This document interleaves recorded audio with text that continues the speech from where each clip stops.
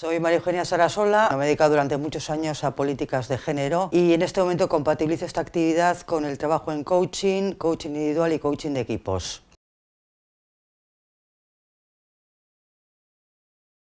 En algunos casos lo hacen porque lo proponen ellas, porque quieren, pero en muchos otros casos les van a buscar, les hacen la propuesta y entonces ellas aceptan.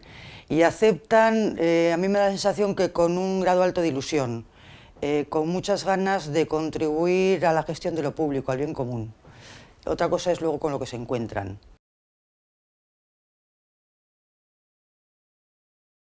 Creen que pueden hacer muchas cosas y era su intención, y cuando se encuentran en el medio ven que hay muchas limitaciones, tienen un grado importante de frustración, se encuentran con grandes dificultades para conciliar su vida. Muchas de ellas son madres y esto es algo que aparece constantemente, esa culpabilidad por no poder dedicar el tiempo suficiente a los hijos y a las hijas, y sobre todo no tener materialmente ningún tiempo disponible para ellas mismas, pero ni siquiera para ir media hora al gimnasio. Se encuentran en un medio además que desconocen, donde funcionan claves diferentes, claves de comunicación, claves de lenguaje distintas. Es un medio mayoritariamente masculino, ellas llegan nuevas, quieren que se les valore, pero no ven que esto es así.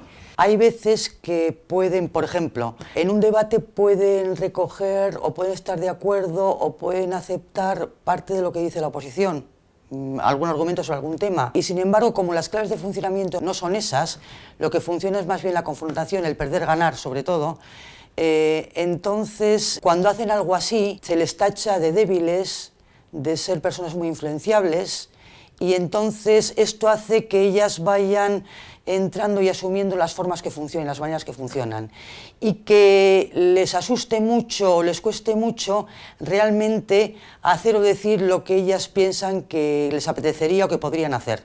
Es decir, no se sabe qué pasaría si lo hiciesen, pero en todo caso, como existe todo esto, tampoco lo hacen, o hay una barrera potente, ¿no? Claro, aquí pasa también otra cosa, y es que como ellas están buscando hacerse un espacio en la política y buscan también que se les valore como profesionales y se les reconozca, digamos, entonces, claro, ellas tienden a hacer lo que saben que funciona en el grupo, porque si hiciesen otra cosa creen que no van a obtener esa valoración, ese reconocimiento, o se sienten como inexpertas o fuera de lugar, diciendo, no, no, aquí las cosas van de otra manera, se hacen de otra manera, ¿no? Entonces tienden también por esa razón a adecuarse a las formas de funcionamiento habituales.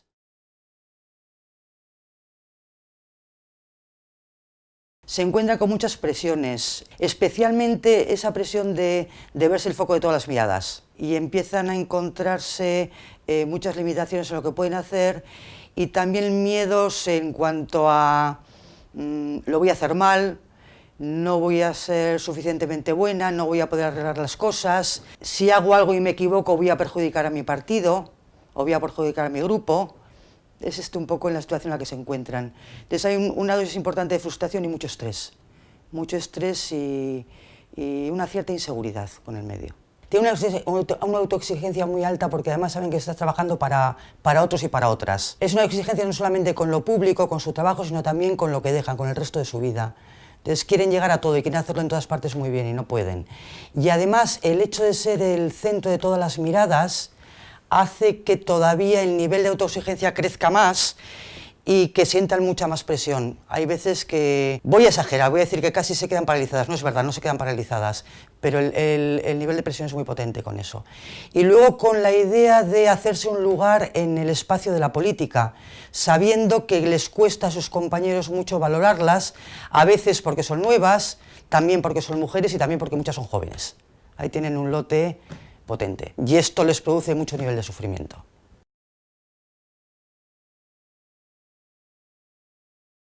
Lo que he hecho en Eudel ha sido un taller para mujeres que acaban de entrar en política y sobre todo el objetivo ha sido desarrollar su propio liderazgo, desarrollar sus fortalezas, sus valores, ver cómo se pueden gestionar las creencias limitantes, los miedos, cómo ocupar su lugar en el rol de políticas, cuáles son las limitaciones y dotar de un sentido a lo que hacen a pesar de las dificultades.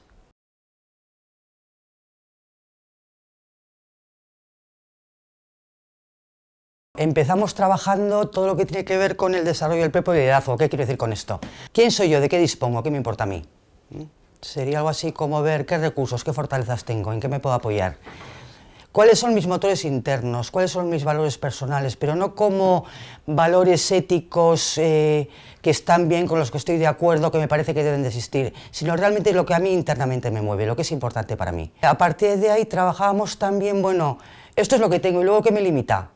¿Cuáles son mis creencias limitadoras que me impiden hacer lo que me parece que quiero hacer?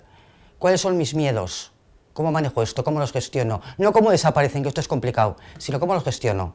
Cómo a pesar de todo esto yo puedo seguir adelante con mi propósito. Y luego esto, ¿cuál es el propósito? ¿Para qué estoy en política? ¿Cuál puede ser mi contribución? Una parte importante fue también entender el ayuntamiento donde desarrollan su actividad como un sistema que tiene un propósito concreto, que me imagino que tiene que ver con gestionar la cosa pública a nivel local de la mejor manera posible. Entonces, ver cómo yo puedo contribuir a ese propósito. Y además, como un sistema, también un sistema de relaciones, cómo me relaciono yo de la mejor manera posible para también sacar lo mejor de las personas y establecer mejores relaciones de comunicación. Y ahí trabajamos mucho lo que tenía que ver con cómo eliminar las toxinas de la relación.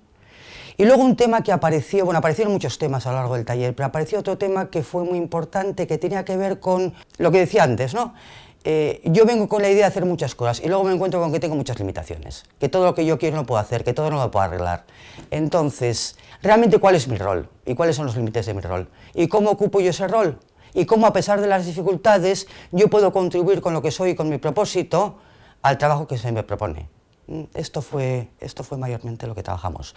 Y algunas cuestiones que tenían que ver con qué tipo de habilidades, qué tipos de forma de relación permiten, lo comentaba antes, sacar también lo mejor de las personas, ¿no? Hablábamos mucho de la escucha, de la curiosidad, bueno, una serie de habilidades de este tipo que fuimos poniendo en práctica y viendo.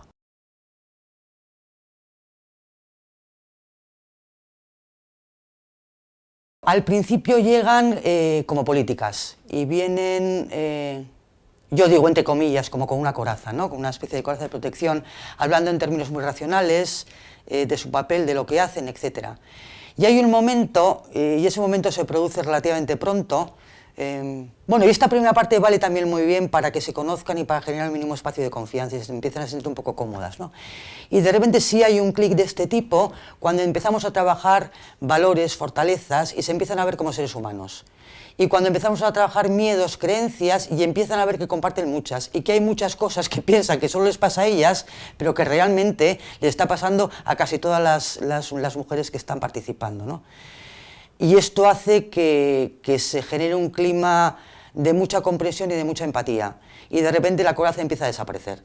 Y empiezan a hablar realmente de lo que les pasa, de cómo son, de lo que sienten y a relacionarse de otra manera. Entonces esto fue importante. Y empiezan a ver mucho qué bueno es tener un espacio donde esto se pueda compartir. Qué bueno es tener a alguien que haya pasado, primero, que hay otras mujeres que lleven más años en política, con lo cual tienen más experiencia y les pueden enseñar cosas y también tranquilizarlas. Esto fue también muy bonito. Como decían, bueno, tranquilízate que esto también me pasó a mí cuando llegué, ¿no?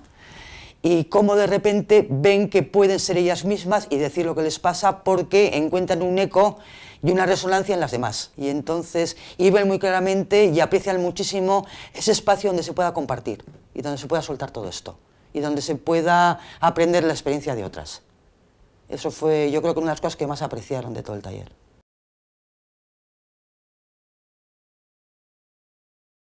El poder que ha tenido para ellas el grupo en general, ¿no? Sería algo así como pasar de un empoderamiento personal también a un empoderamiento colectivo. Lo que pasa que despacio y con matizaciones, ¿no? Primero, porque cuando ellas vuelven a su espacio cotidiano de ejercer la política, se vuelven a encontrar solas. Con lo cual, aunque el grupo pueda hacer una labor en este sentido, no es suficiente. Se vuelven a encontrar en el mismo medio y con lo cual soportan las mismas presiones. A largo plazo seguramente pueden ver la virtud de que un espacio de este tipo les permita pensar en cosas que les puede beneficiar a todas ellas independientemente del partido al que pertenezcan.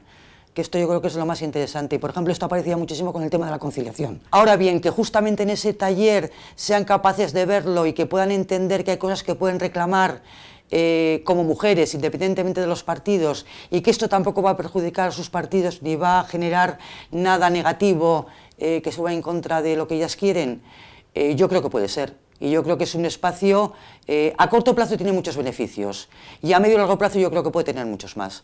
Ahora también hace falta como masa crítica, digamos, ¿no? Algo así. Y como que ellas también vayan haciendo un camino donde entiendan que hay cosas que pueden dar para más, y que les pueden empoderar también como el colectivo, o sea, como mujeres políticas, digamos, algo así. Es fundamental, claro, esto no es un proceso a corto plazo, y los resultados no son a corto plazo. A ver, hay una diferencia entre un proceso y un acontecimiento.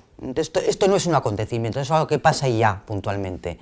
Es un proceso en el sentido que hay un tiempo de desarrollo y hay un tiempo en el que las personas hacen el proceso. Y esto siempre es a largo plazo. No tiene ningún sentido pretender que a corto plazo se obtengan resultados espectaculares, porque esto sería magia y esto no existe. Entonces, cualquier proyecto de este tipo necesita un tiempo largo de recorrido y necesita hacer un proceso. No puede valorar, ni enjuiciar, ni leer de ninguna otra manera. Cualquier otra cosa sería injusta y sería muy poco realista. No tendría mucho sentido.